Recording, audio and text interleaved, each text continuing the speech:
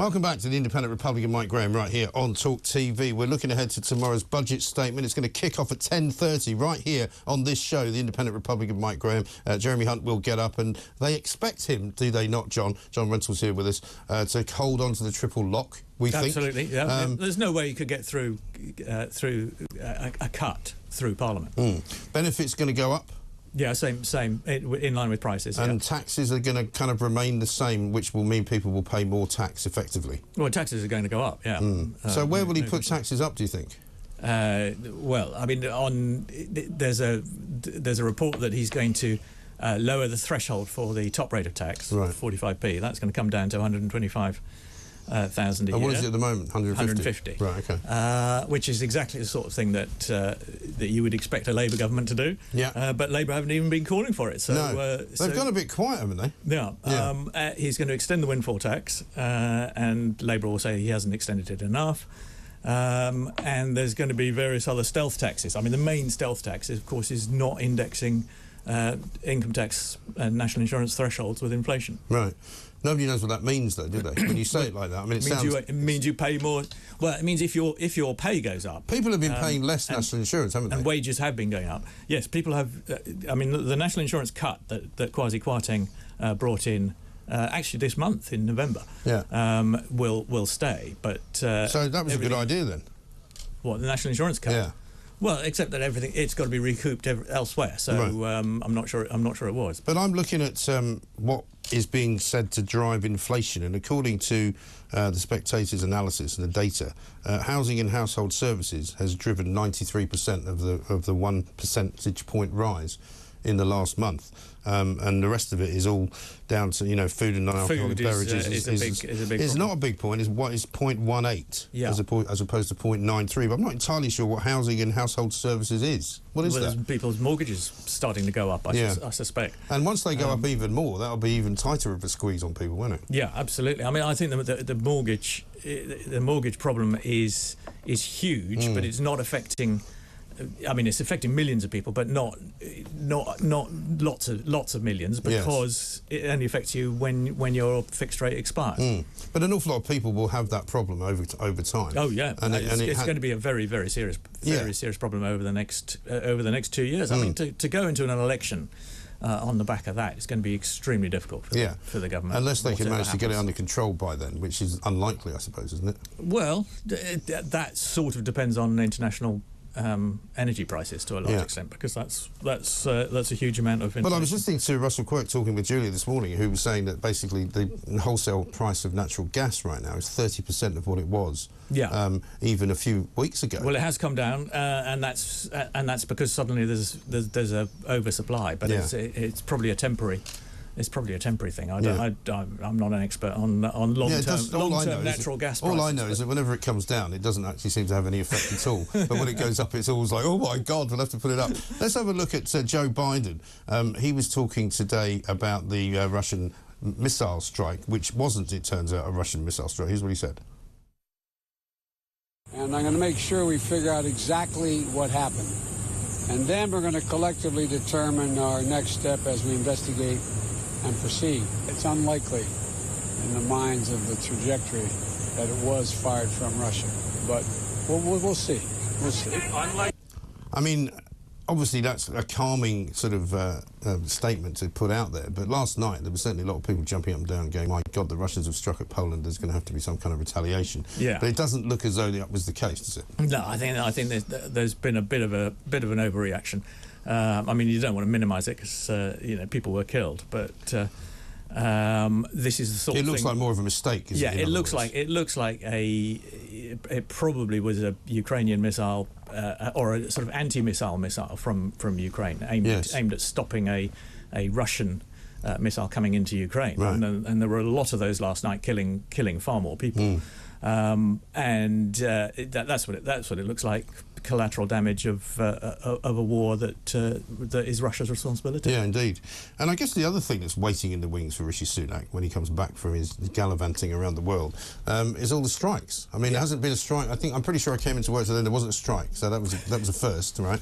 But I presume there's more RMT strikes coming. There's a civil service strike coming. Well, the nurses there's a nurses strike. which I think won't happen, because I don't think that in all conscience, good conscience, they will actually go on strike knowing that they could put people's lives at risk. They really don't want to, but they're at their wits' end because... Well, they say they are, but I mean, an awful lot of people didn't vote for a strike, so they don't really have a massive mandate to do it anyway, because an awful lot of health authorities didn't reach the required number to even say yes. No, that's right. So what they don't have is a load of people who want to go on strike. No, that's true. And Steve Barclay, to his credit, is actually talking to the unions in a way that some of his predecessors refused to do. So I think there is hope that there will be some kind of sensible negotiation. Right. But of course, the Labour Party again are kind of all over the place on this, because they're not sure whether they're in favour. Well, they are. They're not sure if they're in favour of strikes or not. You ask Keir Starmer a question, and he very rarely answers it. Yeah, well, no, he says that both sides should get round the table. He goes for the. Well, so he's not in favour of a strike then. That's what I say to you if you ask me if I'm in favour of it, because I think a 17% pay demand is a bit over So the top. if I said to you, do you think nurses should strike? What do you say? I think no. Well, he doesn't say that though, does he? He says, "Oh, they should all get round the table." He's incapable of answering a straight question. No, that's not true. He was asked about those Just Stop Oil people gluing themselves to the roads, and he said, "Get up and go home." So sometimes he's very straight with interviewers. Well, I didn't see that one. Must have been while I was away. That was while you were away. It was a striking. Well, that's the world's perhaps first. It was a striking moment because Keir Starmer gave a straight answer to a well, there you straight go. question. First time for everything.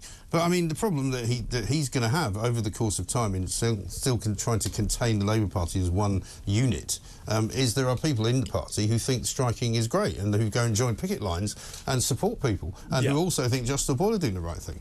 Well, I'm not sure about that. There are plenty of them who will offer their support for their cause. He has just kicked out a Labour councillor who was taking part in some of those Just Stop Oil protests. So, well, that's good. So I think the official front bench position is pretty clear on all that, and I do think it is pretty pathetic for the government to try and blame Labour for unions, most of whom aren't even affiliated to the Labour Party, going on strike under a Conservative government. Certainly the RMT aren't, are they?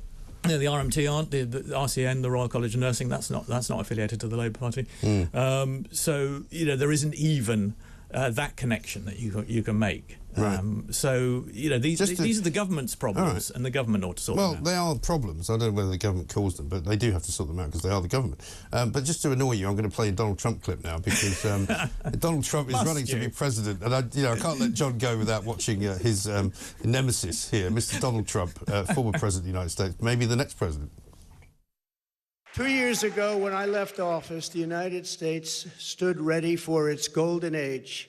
Our nation was at the pinnacle of power, prosperity, and prestige, towering above all rivals, vanquishing all enemies, and striding into the future, confident and so strong. In 4 short years, everybody was doing great. Men, women, African Americans, Asian Americans, Hispanic Americans, everybody was thriving like never before. See? He didn't actually say he was running there. I thought you were going to play the clip where he said he was going to run. No, you played the clip where he said everything was great. Everything was great when I left. Yeah. When I left it, and look at it now. Yes. Well, he does have a point. I'm not sure he does, to be honest. But well, it was better then than it was now, than it is now, wasn't it? Well, was it? Nothing much. Yeah, nothing much has happened since. Well, nothing's got better, has it?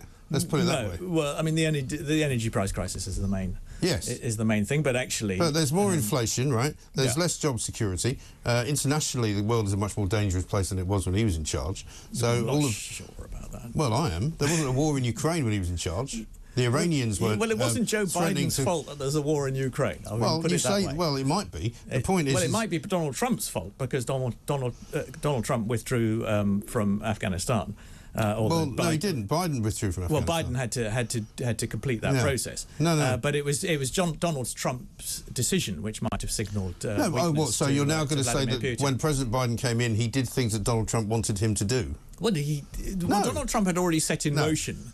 I'm not having this. Something that was happening. Rentals. Anyway, welcome to Rental's parallel universe. Well, it's a much better place than the Liz Truss parallel. You see, that's all you've got. You prefer. I don't know why you to keep live attacking somebody who was only in power for about 5 weeks because you and who agree didn't with manage her, to and do anything. You think the only thing she did wrong was to try and do That's too right. much at once. And you'll never know the answer to that because at the end of the day, she didn't have a chance. She didn't have a chance to do it. But anyway, never mind. She blew it up. You are out of time, I'm afraid. I, however, am not out of time.